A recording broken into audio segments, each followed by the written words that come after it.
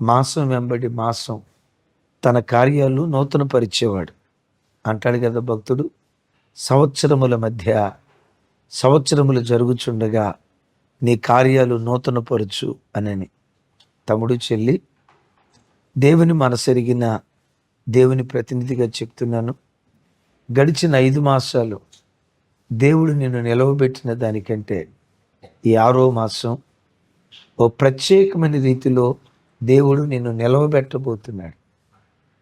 ఈ 5 మాసాలు నిన్ను ఆశీర్వదించిన దానికంటే, ఈ 5 మాసాలు నీ పట్ల దేవుడు చూపిన ప్రేమ కంటే, నీకు ఇచ్చిన ఆత్మీయత కంటే, ఈ 6వ మాసం ఓ ప్రత్యేకమైన కోణంలో గడిచిన 5 మాసాల కంటే మించిన రీతిలో ఈ మాసం దయగల దేవుడు నిన్ను, నీ కుటుంబాన్ని, నీ పిల్లలను దేవుడు కనికరించునుగాక. మంచిది. ఈ జూన్ మాసానికి దేవుడు మనకిచ్చినటువంటి వాగ్దానం చూడండి.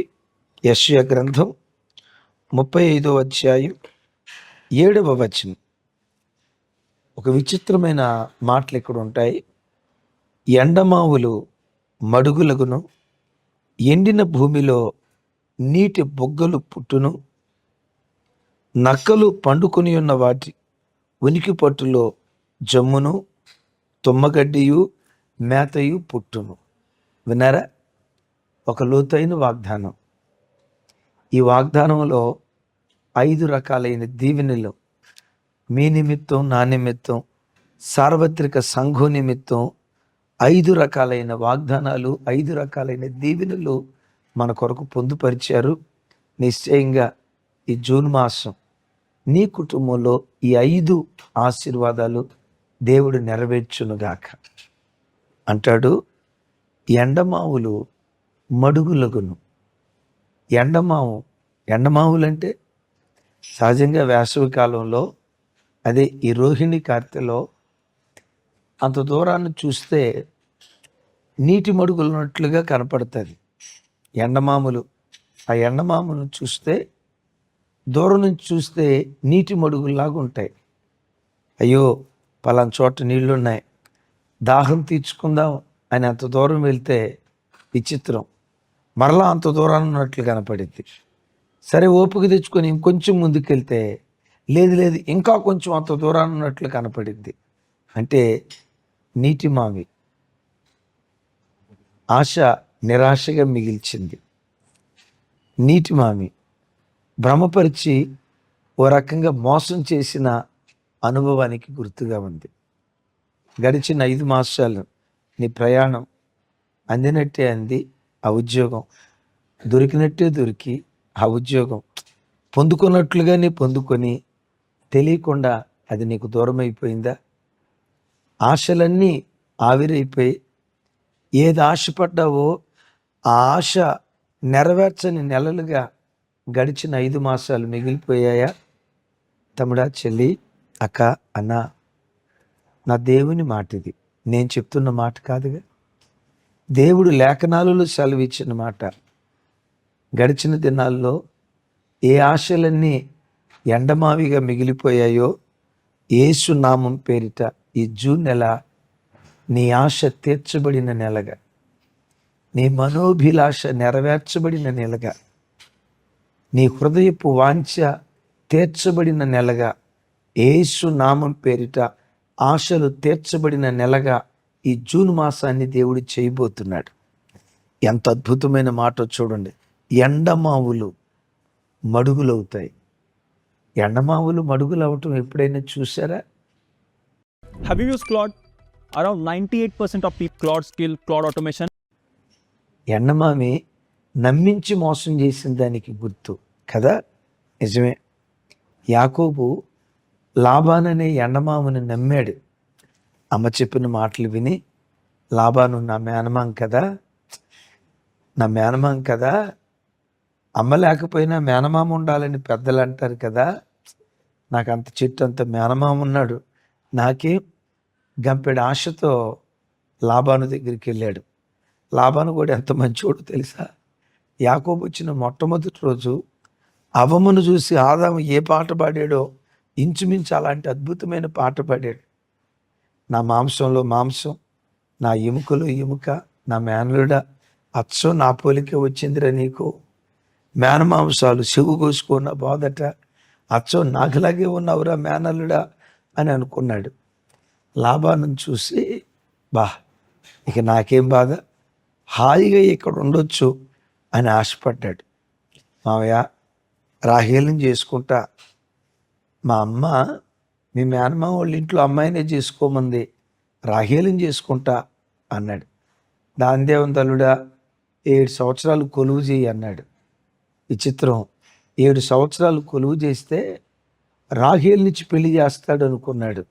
విచిత్రం, ఆ ఆశ ఎండమామయ్యి రాహేలుకు బదులుగా లేయా వచ్చింది. లాబాను యాకోబు జీవితంలో నమ్మించి మోసం చేసిన అనుభవం. మామయ్య ఏంటి ఎలా చేసావు, ఇంకొక 7 సంవత్సరాలు కొలువు చేయి, రాహేలుని ఇస్తానన్నాడు. విచిత్రం, బైబిల్లో ఎదురు కట్నం ఇచ్చి పెళ్లి చేసుకున్న మహానుభావుడు ఎవరైనా ఉన్నారంటే వన్ అండ్ ఓన్లీ యాకోబు. 1 సంవత్సరం కాదు, ఏనండి, 14 సంవత్సరాల కష్టాన్ని లాబాను దోచుకున్నాడు. ఒక మాట అనుకోండి, ₹1,00,000 అనుకోండి యాకోబు జీతం. ఒక మాట, సంవత్సరానికి ఎంత? 12 లక్షలు. 14 నెలలు, 1 కోటికి పైగా ఎదురు కట్నం తీసుకొని యాకోబును దోచుకున్నాడు. యాకోబు జీవితంలో లాబాను ఎండమామి, నమ్మించినట్టే నమ్మించి నట్టేట ముంచిన అనుభవం. విచిత్రం, తతిమ 6 సంవత్సరాల్లో కూడా నువ్వు ఉచితంగా కొలువు చేయటం ఎందుకు, జీతానికి పనిచేయి అన్నాడు. విచిత్రం, 10 మార్లు జీతం మార్చాడట. బైబిల్ చరిత్రలో కానీ లోకపు చరిత్రలో కానీ ఇచ్చిన జీతాన్ని 10 మార్లు తగ్గించి జీతాన్ని పొందుకున్న వ్యక్తి యాకోబు. మేనమామ అనుకున్న ఆయన ఎండమామ అయిపోయాడు. అయితే దయగల దేవుడు ఏం చేశాడో తెలుసా? ఎక్కడ యాకోబు ఆశలన్నీ ఆవిరైపోయాయో అదే స్థలంలో మహానయుములాగా 2 గుంపులయ్యేటట్లుగా 13 మంది పిల్లల్నిచ్చి విస్తారమైన పశు సంపదిచ్చి లాబాను కంటే తలదన్నేటట్లుగా స్థితిమంతుడిగా యాకోబును దేవుడు దీవించాడు. లాబాను ఎండమామేమో కానీ యాకోబు ఆరాధించే దేవుడు ఎండమావులను మడుగులుగా, నీటి మడుగులుగా చేసే దేవుడు. తల్లి, ఈ భర్త మంచోడు అని నమ్మి ఆ భర్త జీవితంలో అడుగుపెట్టావు. అడుగుపెట్టిన తర్వాత తెలిసింది నయవంచకుడు అని. విడాకులు కోరుకోకరా తల్లి, కొంచెం ఓపిక పట్టు. ఆ ఎండమామినే మోసం చేసిన భర్తనే ప్రేమికుడిగా దేవుడు మారుస్తాడు. ఈ కోర్సులో జాయిన్ అయ్యా, కష్టపడి చదువుకుంటా, నాకు ఉద్యోగం వస్తుంది. ఆ కోర్సు 6 సంవత్సరాలు 6 నెలలు నేర్చుకున్న తర్వాత చివరికి ఆ కోర్సు ఎండమామ అయిపోయిందా? ఏ కోర్సు నేర్చుకుంటే ఉద్యోగం వస్తుందని నేర్చుకున్నావో చివరి కొట్టు చేతులు మిగిలాయా? యేసు నామం పేరిట ఈ జూన్ మాసం అదే కోర్సులో చక్కటి ఉద్యోగం దేవుడు నీకు అనుగ్రహించును గాక. ఏది నమ్మి అడుగుపెట్టి ఏ స్థలంలో మోసపోయావో, మోసపోయిన చోటే నీ ఆశ నెరవేర్చబడిన సంవత్సరంగా నిశ్చయంగా దేవుడు చేయునుగాక. హన్నమ్మ జీవితంలో ఈ సంవత్సరం దేవుడు కనికరిస్తాడు. ఈ సంవత్సరం దేవుడు కనికరిస్తాడు. షిలోహు మందిరానికి వెళ్ళి ఆశపడేది. ఈ ఏడాది ఎండమామి, వచ్చే సంవత్సరం కనికరిస్తాడులే అనుకునేది ఎండమామి.